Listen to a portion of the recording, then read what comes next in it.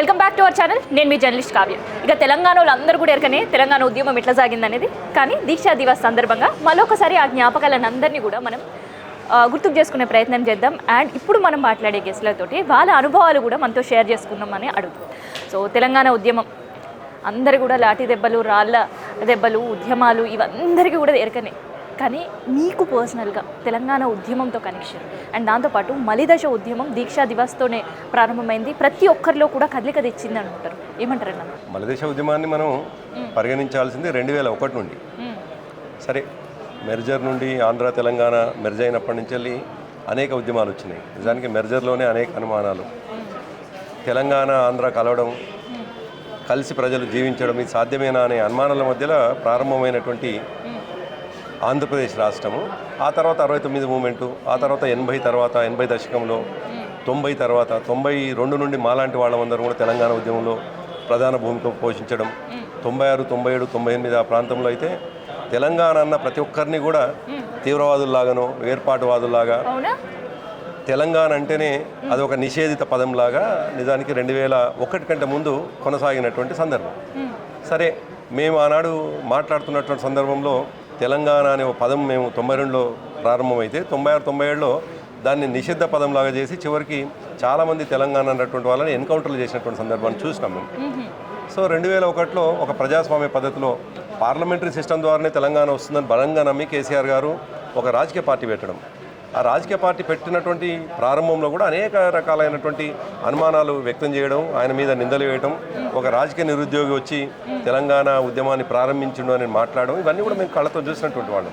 సరే, 2001 నుండి 2009 వరకు జరిగినటువంటి ఉద్యమం ఆనాడు అందరూ అన్ని రాజకీయ పార్టీలకు సంబంధించినటువంటి వాళ్ళు ఇది ఒక రాజకీయ పార్టీ అని పరిగణించడమే తప్ప సమాజం మొత్తం ఒకటై కేసీఆర్ గారితో కలిసి రాలేదు. ఎప్పుడైతే అనేక విషయాలు ఒకవైపు ఏమో 2001 నుండి 2009 వరకు తెలంగాణ ఉద్యమం నడుపుతుంటే కూడా మరోవైపు ఆంధ్ర ప్రాంతానికి లాభం జరిగేటట్టుగా నీళ్ళ విషయంలో, నియామకాల విషయంలో అనేక విషయాల్లో ఆనాడు పాలకులు చేస్తున్నప్పుడు, మరొక వైపు 2009 కంటే ముందు 14F అనేటువంటి జీవో తీసుకొచ్చి తెలంగాణ ప్రాంతపు ఉద్యోగులకు అన్యాయం జరుగుతుంది అనేటువంటి ఒక అనుమానం కలిగి కేసీఆర్ గారు నేను బ్రతికుండగానే తెలంగాణకు అన్యాయం జరగడం, ఉద్యోగులకు అన్యాయం జరగడం ఇది సరైంది కాదు, ఒకవేళ ఇటువంటి అన్యాయమే జరిగితే నేను చావుకైనా సిద్ధమవుతా అని చెప్పేసి ఆ రోజు మాట్లాడము. దాని కొనసాగింపుగా నవంబర్ 29 రోజు 2009 నాడు ఆయన దీక్ష ప్రారంభం. నిజానికి దీక్ష ప్రారంభం ముందు దాదాపు 2 నెలల పాటు మేము అనేక ఎక్సర్సైజ్ చేయడం జరిగింది. ఆనాడు చాలా స్పష్టంగా కేసీఆర్ గారు చెప్పినటువంటి మాట, అనేక సందర్భాల్లో నేను దీక్షకు పోతాను, నేను దీక్షకు పోతే తప్ప ఆంధ్ర పాలకులు వినరు అనేటువంటి మాట మాట్లాడినప్పుడు సాక్షాత్తు జయశంకర్ సార్ లాంటి వాళ్ళు కూడా ఆయనని ఆపే ప్రయత్నం చేసినారు. వద్దు, నీ ఆరోగ్యం సహకరించదేమో, నువ్వు ఉండాలి తెలంగాణకి, నువ్వు బ్రతికుండి కొట్లాడాలి తప్ప చావు కోరుకొని నువ్వు తెలంగాణ ఉద్యమానికి పోకూడదు అని చెప్పేసి అనేక సందర్భాల్లో జయశంకర్ సార్ లాంటి వాళ్ళు కూడా, ఎందుకంటే జయశంకర్ సారు తెలంగాణకు జాతిపేదగా చూసుకుంటాం మనం. జయశంకర్ సార్ని కేసీఆర్ గారు చాలా గొప్పగా గౌరవంగా చూసేది. అటువంటి జయశంకర్ సార్ కూడా మాలాంటి వాళ్ళందరము మేము చెప్పినాం, సార్ మీ ఆరోగ్యం సహకరిస్తుందో లేదో, మీరు పోవడం ఇబ్బంది అవుతుందో ఏమో అని అంటే ఆయన ఒకే మాట అనేవాడు, నేను దీక్షకు పోవడం అనేటువంటిది నిర్ణయించబడ్డది, మీరు చేయాల్సింది నేను దీక్షకు పోయిన తర్వాత ఏం చేద్దామని ఆలోచన చేయండి తప్ప నన్ను ఆపే ప్రయత్నం చేయకండి అనే మాట కేసీఆర్ గారు చెప్పడం. ఆయన దీక్షకు వెళ్ళడం, అలుగునూరు దగ్గర ఆయన అరెస్ట్ చేయడం, ఖమ్మం జైల్లో వేయడం. ఖమ్మం జైలు వేసినటువంటి సందర్భంలో అనేక రకాలుగా ఆయన క్యారెక్టర్ని మలినం చేసే ప్రయత్నం చేసినారు.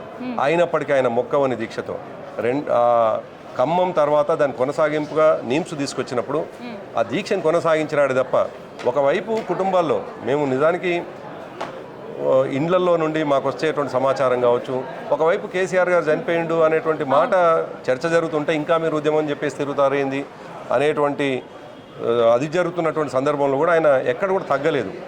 నేను అల్టిమేట్గా బెడ్ మించెళ్ళి తెలంగాణ ప్రకటనతోనన్న పోవాలి, లేకపోతే చావనన్న చావాలని చెప్పేసి నిర్ణయించడం అనేటువంటిది నిజానికి అప్పటిదాకా అనుమానం ఉన్నటువంటి తెలంగాణ సమాజం కేసీఆర్ గారంటే నిలబడ్డది. తెలంగాణ అంతా కూడా ఇక కేసీఆర్ గారిని కాపాడుకోవాలి, కేసీఆర్ గారిని రక్షించుకోవాలి, కేసీఆర్ గారు లేకపోతే తెలంగాణ కోసం మాట్లాడేవాడు ఉండడు అనేటువంటి మాట తెలంగాణ సమాజం నుంచి వచ్చింది.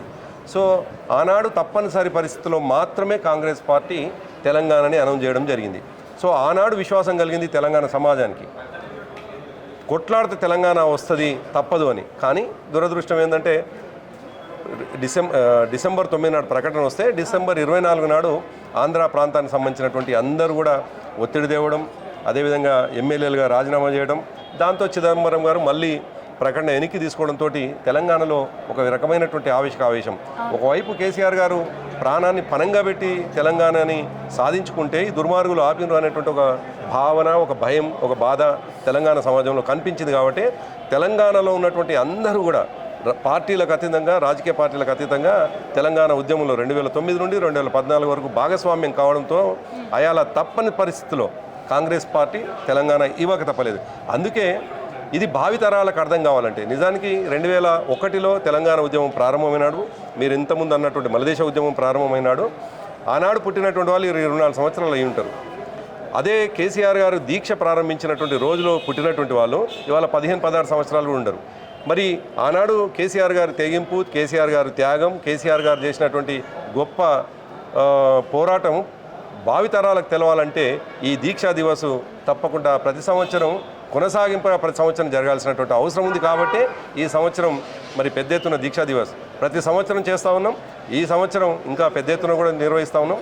దీక్షా దివస్ ఉద్దేశం ఒకటే, తెలంగాణ సమాజంలో ఇప్పటి నవతరానికి, కొత్త తరానికి కేసీఆర్ గారు ఏం చేసిరు అనేటువంటి విషయం తెలవాలి. కాబట్టి దీక్షా దివస్ని నిర్వహించుకుంటా ఉన్నాం. ఓకే, అయితే ఈ సందర్భంగా మిమ్మల్ని ఒకటి అడగాలి, మీకు మర్చిపోని ఘటన తెలంగాణ ఉద్యమం టైంలో ఏదైనా ఉందా? అనేక ఉన్నాయమ్మా, ఒక్కటి కాదు, ఒక్కటి మాతో షేర్ చేసుకోండి. కేసీఆర్ మర్చిపోలేనటువంటి సంఘటన అంటే ఇదే సంఘటన. కేసీఆర్ గారు ఒకవైపు బెడ్ మీద పడుకొని ఉన్నారు, మేమేమో తెలంగాణ సమాజాన్ని సమాయత్తం చేయడం కోసం తెలంగాణలో ఇంటికి దూరమై దాదాపు 11 రోజులు ఇంటికి దూరమై తిరిగినాం.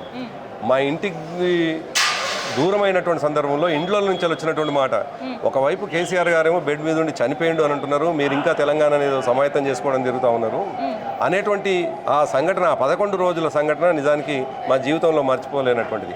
ఎందుకంటే తెలంగాణ ఉద్యమంలో చాలా క్రియాశీలకంగా ఉన్నటువంటి వాళ్ళం.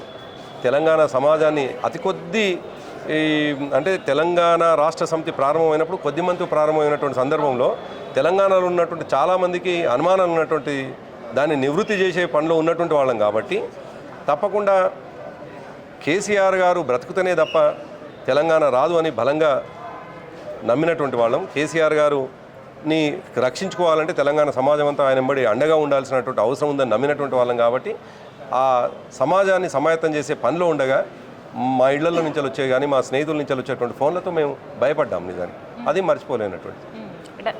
సో ఇది మలనాటి తెలంగాణ ఉద్యమం కోసం పడ్డ కష్టం కావచ్చు, ఆనాటి స్మృతులకు సంబంధించిన ఇన్ఫర్మేషన్.